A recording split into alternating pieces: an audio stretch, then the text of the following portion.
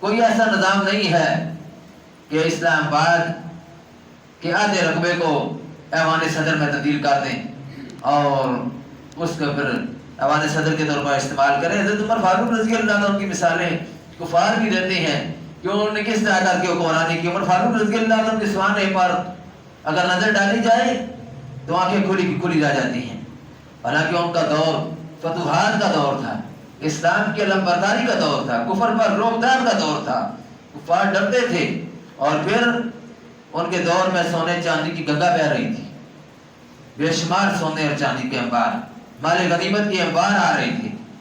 لیکن جب وہ حضور صلی اللہ علیہ وسلم کی سادہ زندگی اور مشقت والی زندگی کو یاد کرتے تو آنکھوں میں آنسو آ جاتے تھے کہ حضور صلی اللہ علیہ وسلم اتنی مشقت والی زندگی اور اتنی انہوں نے سادہ زندگی گزاری ہے کہ اچھا کھانا بھی کھانے کو کبھی دل چاہتا تو نہیں کھاتے تھے، یاد کرتے تھے، وہ لوگ اس میں ڈرتے تھے کہ ہم جو کچھ بھی کریں گے ہماری ایک ایک بات ریکارڈ ہو رہی ہے، ہماری ایک ایک بات کا ہمیں اللہ کو حساب دینا ہے، اللہ کے سامنے کھڑے کر کیا حساب دیں گے۔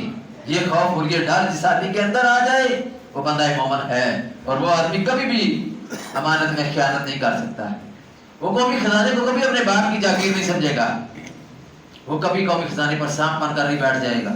اور پھر بدن پر پیوند لگا ہوا کرتا تھا، سر پر پھٹا ہوا امامہ، پاؤں میں جوتے وہ بھی پرانے اور بوسیدہ، اور حالت یہ کہ بیوہ عورتوں کے گھروں میں پانی بھرنے کے لیے خود تشریف لے جاتے اور اپنے کندھے پر مشکیزیں رکھ کر بیوہ عورتوں کے گھروں میں پانی بھرتے تھے۔ وقت پہ حکمران کی بات کر رہا ہوں، یہاں بھی حکمران ہے، یہ آج جو ہمارا نگران ہم پر نہ آ گیا وہ کہتا نہیں مہنگائی آئی کوئی نہیں، مہنگائی آئی کوئی نہیں، کیونکہ وہ خود امیر ہیں۔ آدمی بات ہے اندھے کو سارے اندھے ہی نظر آتے ہیں، جو آدمی اندھا ہو اس کو سارے اندھے ہی نظر آتے ہیں، جو آدمی خود امیر ہے وہ وزارت کی کرسی پر بیٹھا ہوا ہے اس کو سارے امیر ہی نظر آئیں گے، اس کو غریبوں کا کیا پتا کہ غربت کیا ہوتی ہے اور غریب کیا ہوتے ہیں۔ خودکشیاں لوگ کر رہے ہیں، لوگ مر رہے ہیں، ایسے حالات پیدا کر دیے گئے ہیں، لیکن پھر بھی یہ کہا جا رہا ہے کہ غربت نہیں ہے۔ تو حضرت عمر رضی اللہ تعالیٰ عنہ تھک جاتے تو ننگے فرش کے اوپر ویسے ہی زمین کے اوپر لیٹ جاتے تھے، کوئی نہیں تقاضا کرتے تھے کہ میرے لیے کوئی چارپائی، حالانکہ اس وقت موجود تھے، اس وقت بھی صوفے موجود تھے۔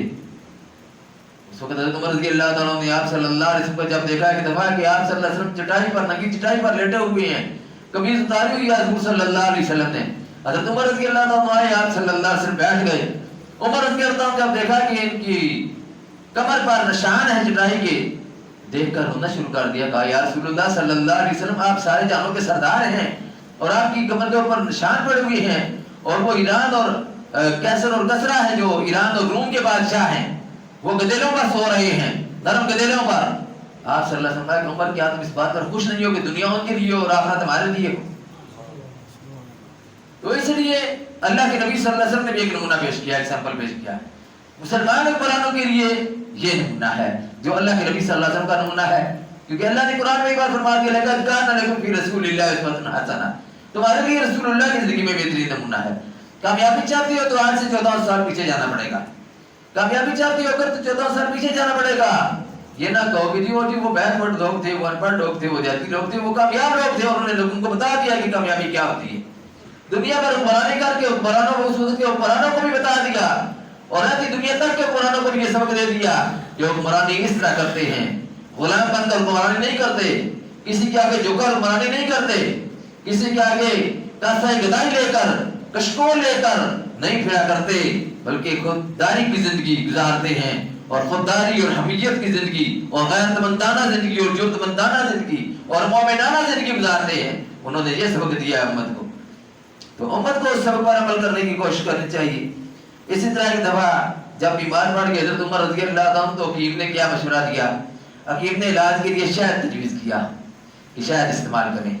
اب شہد بیت المال میں موجود ہے، قومی خزانے میں شہد ہے، یہ نہیں ہے کہ جہاں جا کر شہد کی چمچی باندھ کر چلے جی استعمال کر لیں، نہیں، مشورہ کیا، وہ ان لوگوں کو بلایا، صحابہ کرام کو بلا کر ان سے مشورہ کیا، مسجد پر جا کر لوگوں سے کہا اگر تم نے اجازت دو، اگر تم مجھے اجازت دو تو میں شہد استعمال کر لوں۔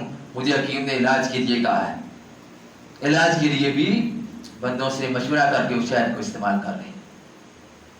تو یہ بعض وقت سمجھے گا نکا ہو جی وہ تو عمر رضی اللہ عنہ تھے، ان کی باتیں کیا کر رہے ہیں. ہمارے لیے نمونہ سیمپل اللہ کے پاک نبی صلی اللہ علیہ وسلم کے صحابہ کرام ہیں. یہود و نصارہ نہیں ہے. میں آپ کو یہودیوں یا عیسائیوں کی مثالیں دے کر نہیں بات کر سکتا. میں نے ان کی بات کرنی ہے جو مسلمان تھے، جس کو کل اللہ کھڑا کرے گا. اس وقت کے حکمرانوں کو بھی اللہ کھڑا کرے گا، اس وقت کے حکمرانوں کو بھی اللہ کھڑا کرے گا. اللہ پوچھے گا کہ یہ عمر بھی تو حکمران تھا، 22 لاکھ مربع میٹر پر اس کی حکمرانی تھی، اس نے حکمرانی کی ہے تو اس نے اس بات کا خوف اور ڈر رکھ کر کیا کہ اگر دریا فرات کے کنارے کتا بھی پیاسا مار گیا تو عمر کو اس کا ساتھ دینا ہوگا. تمہارے دلوں کے اندر یہ خوف کیوں نہیں تھا؟ کھڑے ہو جاؤ. این الجبارون کہاں ہے جبار لوگ؟ این المتکبرون کہاں ہے متکبر لوگ؟ اس وقت سارے سہم جائیں گے، سارے ڈر جائیں گے. آج تو حکمرانی کے مزے کر لیں، یہ حکمرانی کو پھولوں کی سیج نہیں ہے. یہ آخرت میں پتہ چلے گا. اللہ نے فرمایا آخرت میں پتہ چلے گا. اللہ کے نبی صلی اللہ علیہ وسلم نے اس بات کے متعلق یہ بات فرمائی کہ کلکم راع و کلکم مسئول عن رعیتہ. تم میں سے ہر ایک راعی ہے، حکمران ہے، اور ہر ایک سے اس کی رعیت کے بارے میں پوچھا جائے گا، سوال کیا جائے گا. اللہ پوچھے گا. آزاد زندگی نہیں ہے. پھر اسی طرح حضرت عثمان رضی اللہ تعالیٰ عنہ عرب کے بڑے مالدار لوگوں میں شامل تھے. ہر بندہ جانتا ہے کہ حضرت عثمان کو عثمان غنی رضی اللہ عنہ کہتے تھے. غنی اس لیے کہ ان کے پاس بے شمار مال تھا، بے شمار دولت تھی. جب اللہ کے راستے میں خرچ کرنے کا موقع آتا بے دریغ اللہ کے راستے میں خرچ کرتے، کھلا اللہ کے راستے میں خرچ کرتے. ہزاروں کے حساب سے اونٹ مال پر لدے ہوئے اللہ کے راستے میں دے دیتے. اس کے باوجود انتہائی سادہ زندگی گزارتے تھے. ہر دوسرے تیسرے دن روزہ رکھتے تھے. حالانکہ کھا پی سکتے تھے، کھاتے پیتے آدمی تھے، پھر بھی دوسرے تیسرے دن روزہ رکھتے تقویٰ اور ایمانداری کی وجہ سے. گھر میں کئی غلام اور لونڈیاں تھیں لیکن اپنے کام خود ہی کرنا پسند کرتے تھے. غلاموں اور لونڈیوں سے نہیں کروایا کرتے تھے. تہجد کے وقت اٹھتے، تہجد کی نماز ادا کرتے. کبھی کسی خادم کو نہیں اٹھایا کہ مجھے پانی لے کر دے دو، مجھے مصلی میرا بچھا دو. خادم موجود ہیں، لونڈیاں موجود ہیں، گھر میں بندے موجود ہیں، لیکن ان کو کبھی بھی آپ اپنے کام کے لیے نہیں کہا، ان سے اپنا کام نہیں لیا، بلکہ اپنا کام خود کرتے تھے. پھر اسی طرح جب تک مسلمان عوام ان حکمرانوں کی سادگی کو دیکھتی اور اس پر عمل کرتی رہی اور معاملات درستگی کے ساتھ چلاتے رہے تو پھر سارا معاملات درست رہا. مسلمانوں نے پھر کبھی کسی کے آگے ہاتھ نہیں پھیلایا. یہ خلفائے راشدین کا سارا دورہ اٹھا کر مطالعہ کریں، کوئی ایک بھی آپ کو خلیفہ نظر نہیں آئے گا خلفائے راشدین میں سے کہ جس نے جا کر غیروں سے جا کر بھیک مانگی ہو، جا کر ان کے سامنے اپنا کشکول پھیلایا ہو، بھئی ہمیں دے کچھ، ہم باہر چلے ہیں، ہمارے پاس کچھ بھی نہیں ہے. اللہ نے ان پر زمین و آسمان کے خزانے کھول دیے. اتنا اللہ نے ان کو وسیع رزق دیا. وہ کس سے مانگنے والے نہیں تھے، لیکن فضل خرچ بھی نہیں تھے. ان المبذرین کانوا اخوان الشیاطین، فضل خرچ شیطان کے بھائی ہیں، وہ فضل خرچ نہیں تھے. اتنا مال، اتنی جائیداد، اتنا پیسہ، تو سونے اور چاندی کے انبار ہونے کے باوجود قومی خزانہ بھرا ہوا ہے، اس کے باوجود ضرورت تک کیا چیزیں استعمال کرتے تھے، فضول خرچی کبھی نہیں کی. اس لیے ان کو کبھی کسی کے در پر جانے کی ضرورت بھی پیش نہیں آئی. فقر و فاقہ، ذلت و نکبت اور یہ جو اسراف و تبذیر ہے، اس کا راستہ اختیار کرنے کی وجہ سے ہم پر یہ کھل گئی. ذلت و نکبت بھی اسی وجہ سے آ گئی. پھر سب سے بڑی بات یہ ہے کہ ہم لوگ اللہ سے استغفار بھی نہیں کرتے، ان حالات میں بھی استغفار کرنے کے لیے تیار ہیں. حضرت نوح علیہ السلام نے اپنی قوم کو کیا تعلیم دی تھی؟ جب وہ قوم اس پر جب اللہ کا عذاب آنے والا تھا، اس سے پہلے جو تعلیمات نوح علیہ السلام نے دی اپنی قوم کو، کیا فرمایا؟ فَقُلْ تَسْتَغْفِرُوا رَبَّكُمْ، اے میری قوم اللہ سے استغفار کرو، إِنَّهُ كَانَ غَفَّارًا، وہ تمہارے گناہوں کو معاف کر دے گا. پہلا کام، گناہوں کو اللہ معاف کر دے گا. پھر استغفار کرنے سے صرف گناہ ہی نہیں معاف ہوتے، یہ بھی یاد رکھیں. اتنی اللہ کی نعمتوں کی بارش ہوتی ہے کہ آدمی حیران رہ جاتا ہے. نوح علیہ السلام نے کیا فَقُلْ تَسْتَغْفِرُوا رَبَّكُمْ إِنَّهُ كَانَ غَفَّارًا، وہ تمہارے گناہوں کو معاف کر دے گا. يُرْسِلِ السَّمَاءَ عَلَيْكُمْ مِدْرَارًا، آسمان سے تم پر بارش نازل کرے گا. وَيُمْدِدْكُمْ بِأَمْوَالٍ وَبَنِينَ، مال کے ذریعے تمہاری مدد کرے گا، اولادوں کے ذریعے، بیٹوں کے ذریعے تمہاری مدد کرے گا. أَمْوَالٍ وَبَنِينَ وَيَجْعَلْ لَكُمْ جَنَّاتٍ وَيَجْعَلْ لَكُمْ أَنْهَارًا، اور تمہارے لیے نہریں جاری کر دے گا، بہاؤ پیدا کر دے گا. جب اللہ اتنے کچھ کر دے گا استغفار کی وجہ سے، تو اللہ تعالیٰ ہماری بھی ساری علائیں بلائیں مصیبتیں پریشانیاں دور کر دے گا. مہنگائی کا عذاب، اس سے بھی اللہ تعالیٰ ہمیں نجات دے دے گا. اور یہ جو بے روزگاری کا عذاب ہے اس سے بھی اللہ تعالیٰ ہمیں نجات دے دے گا. یہ سارے مختلف اللہ کے عذاب ہیں جن کا ہم شکار ہیں. اللہ کے عذاب ہیں. ہم اس کو یہ کہہ سکتے ہیں کہ اللہ کا بڑا کرم ہے، مہنگائی ہو گئی ہے، اللہ نے بڑا فضل کیا جی بے روزگاری ہو گئی ہے. کوئی بھی نہیں کہے گا. اللہ کا یہ فضل نہیں، یہ اللہ کی ناراضگی ہے. اللہ سخت ناراض ہیں کیونکہ اللہ کو ہم نے خود ناراض کیا ہے اپنے اعمال کی وجہ سے. حضور صلی اللہ علیہ وآلہ وسلم نے فرمایا ہے اعمالکم ومالکم، جیسے تمہارے اعمال ہوں گے ویسے تم پر حکمران آئیں. جیسے تمہارے اعمال ہوں گے ویسے تم پر حکمران آئیں. اس لیے ہمیں غور و خوض کرنا چاہیے، اپنے اعمال کی طرف متوجہ ہونا چاہیے کہ ہمارے اعمال کس طرح کے ہیں. کیونکہ حکمران طبقہ اوپر مکھن کی حیثیت رکھتا ہے، عوام جو ہے یہ دہی کی حیثیت رکھتے ہیں. دہی سے مکھن نکلتا ہے اوپر جاتا ہے. اس لیے عوام اگر اچھی ہوں گے، اچھائی کو اختیار کریں گے، اعمال اپنے درست کریں گے تو پھر اللہ تعالیٰ ان کو حکمران بھی اچھے دے گا. لیکن اگر اعمال اپنے درست نہیں کریں گے، نیکی کے راستے کی طرف نہیں آئیں گے، آج آپ خود اندازہ لگا لینا. آپ کہتے ہیں حکمران کرپٹ ہیں، حکمران جو ہے چور ہیں، حکمران ڈاکو ہیں، باقی وہ ہیں، لیکن اس کے باوجود آپ یہ اندازہ لگائیں کہ کیا عوام کچھ کم ہے؟ عوام کچھ کم ہے؟ آپ جس آلو والے کے پاس چلے، سگریٹ والے کے پاس، کسی پیاز والے کے پاس چلے جائیں، وہ بھی کرپشن کرے گا.